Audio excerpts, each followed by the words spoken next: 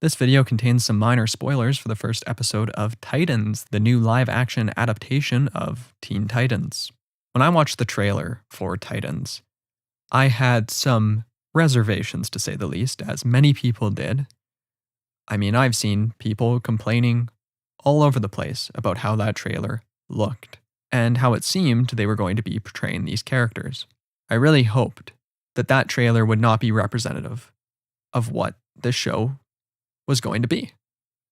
That the show would be different and that that trailer was just some weird marketing move, a misguided attempt to connect with people in a way that honestly, whoever's doing these things should have learned won't connect with people. At least in my opinion, the rather gritty and dark atmosphere, I guess I would call it, of many of these DC Universe films has not been particularly palatable. It's not been very enjoyable. Maybe that first trailer made me wonder a bit. But really, I didn't think it would be that fair to draw too many conclusions from it. Or at least that it wouldn't be fair to say, no, I'm not watching that, or to turn myself off to the show, or to not go into it with an open mind. And besides, I mean, the first trailer looked kind of like if the Teen Titans had a baby with Pierce the Veil. For those of you that don't know Pierce the Veil, it's a band that's got some screamo elements in there, that has a lot of anger and very melodramatic feelings that they pump into their lyrics and the singing on many of their tracks. The overall production style of many, if not most, of these songs is heavily compressed in a way that just makes it more aggressive. So you can just take that how you will, but to me that was not an inherently bad thing. Unfortunately, though, the first episode of this is bad in some pretty interesting ways that I want to discuss today. However, I don't want to just spend this whole thing comparing it to the cartoon or the comics or anything of that sort, because I would say that this should be able to stand on its own. So I should let it try to stand on its own. Of course, I'm still going to bring in those interpretations of the characters. I know I'll still be frustrated if they don't seem to be acting in any way how I expect them to. But I'm going to try to fight that bias. Also, just keep in mind that this is all based on the first episode. It could improve.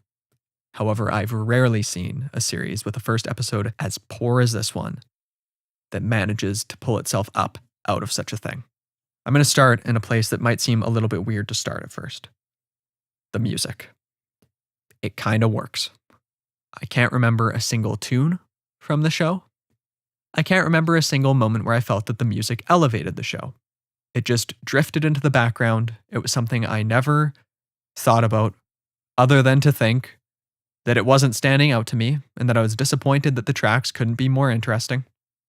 It's a shame that often I find music for films and for TV shows is this bland.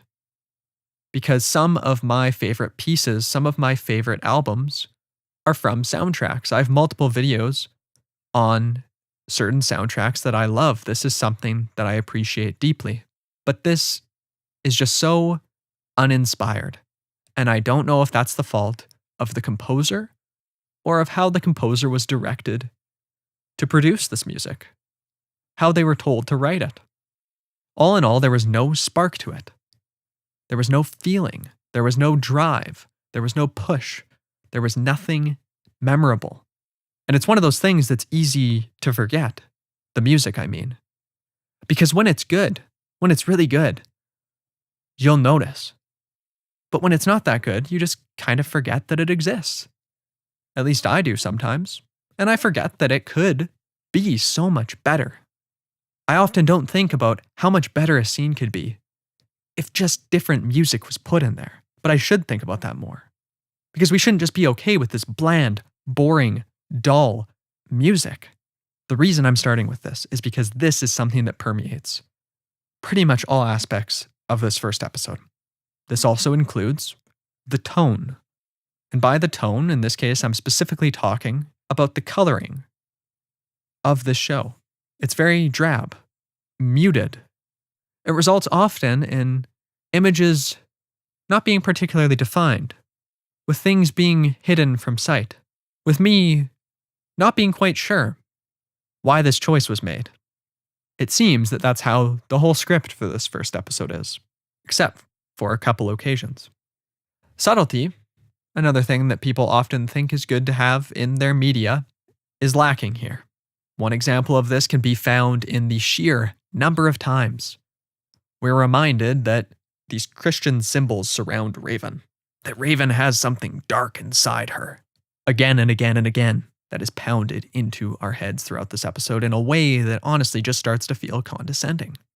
I hate when shows do that. I don't mind when something is in your face.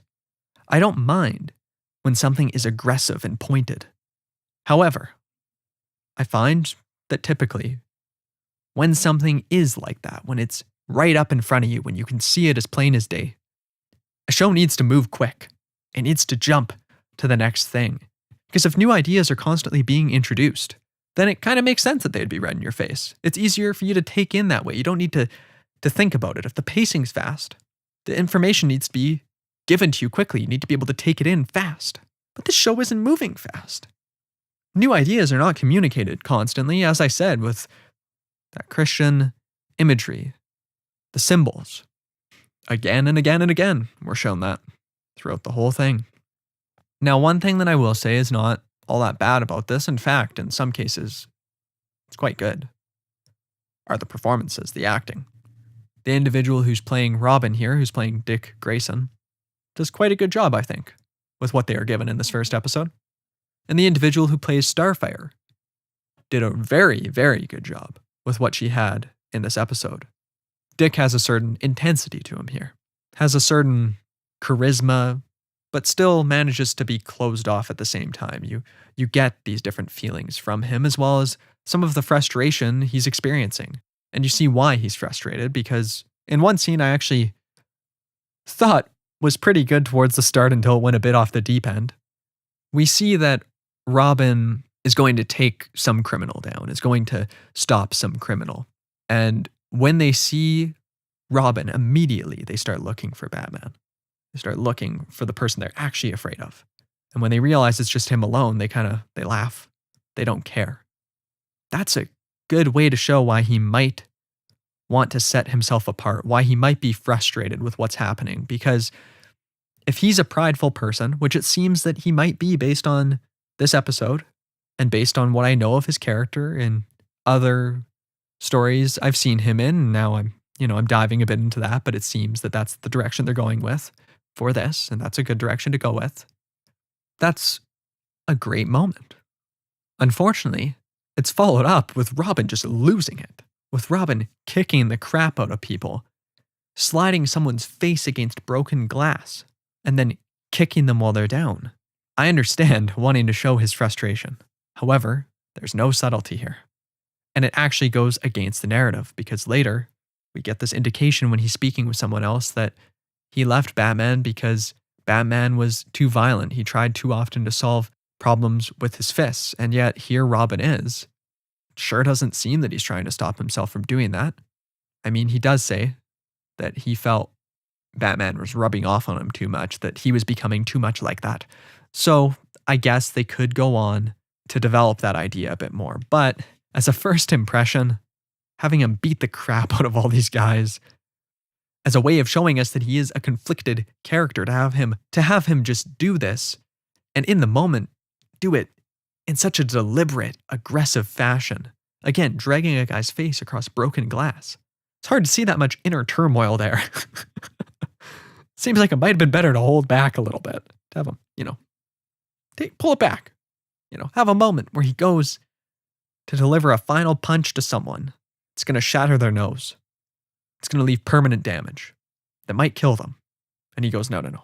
And he pulls away from it. Just knocks them out or something, I'm not sure 100% what they would do, but something less aggressive, ties them up, whatever it might be. Still the actor, fine job. Now Starfire, this actress has done a great job. Really, with what she was given. She has this constant look of wonder, of curiosity, of scanning the environment to figure out what's going on. That suits what I know about her character quite well, and I was very happy to see that. Her performance was quite nuanced.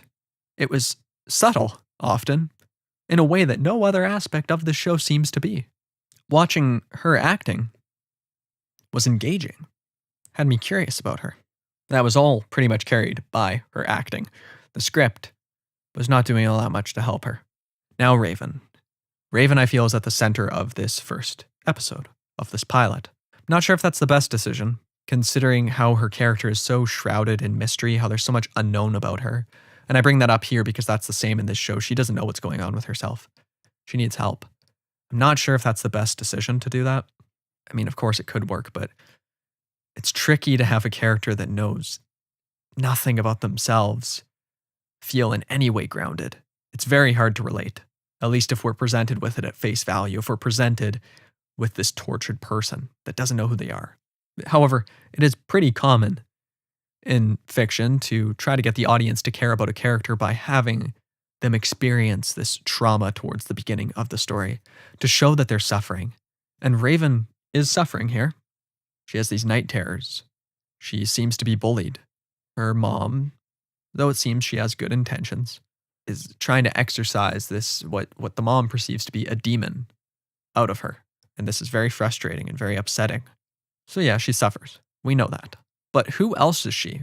She's at the center of this. We have about 50 minutes in this episode.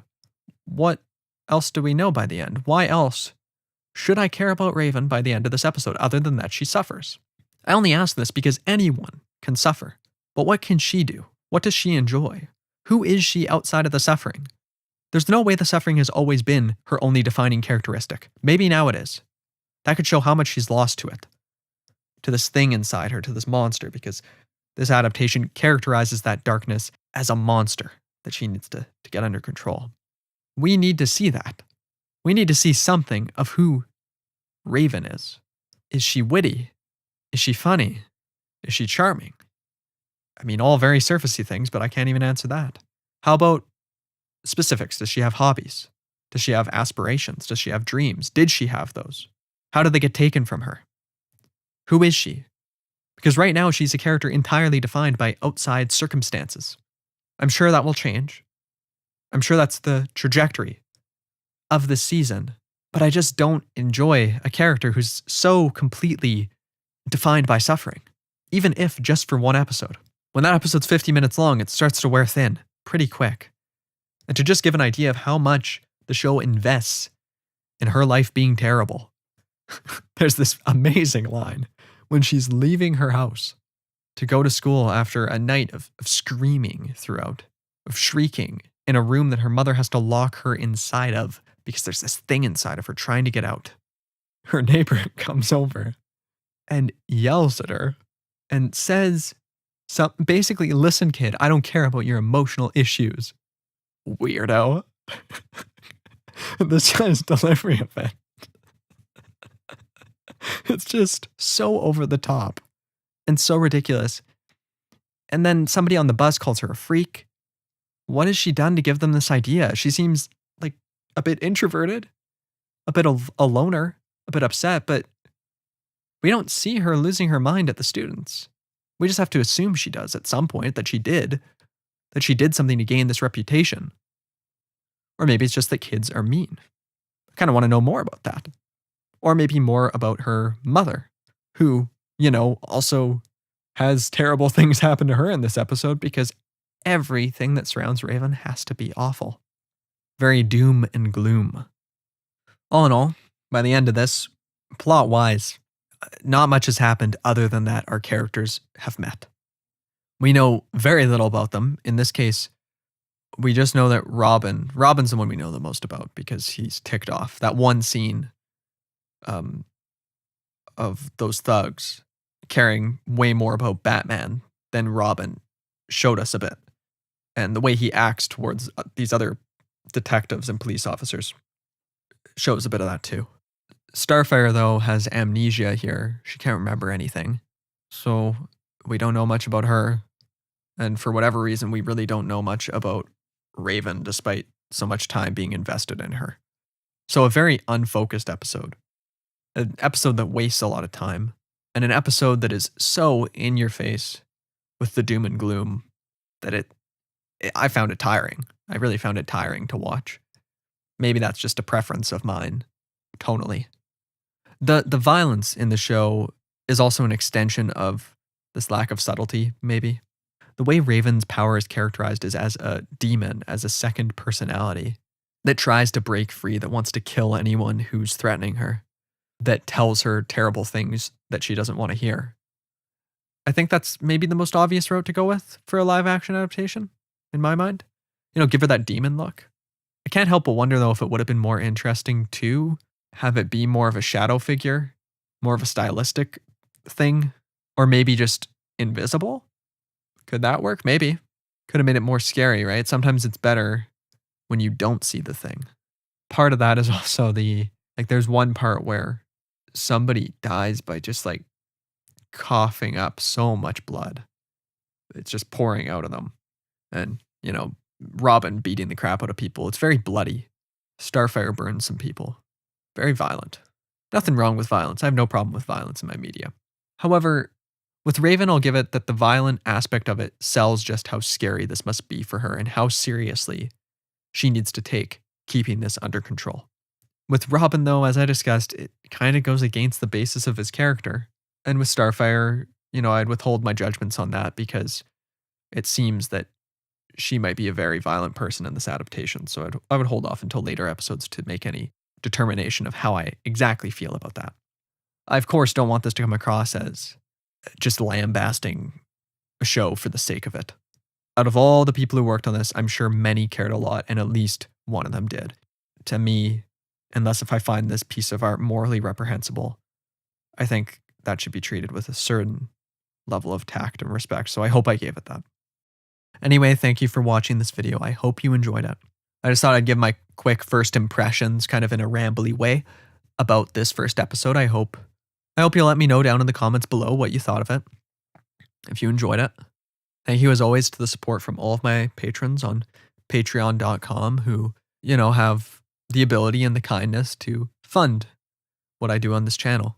It allows this to be my part-time job during university, so thank you. I know I say that every time, but it means so much, and it means so much that any of you would choose to spend part of your day here today watching something I'd made. So thank you for that. I hope you have an awesome rest of your day. Bye-bye.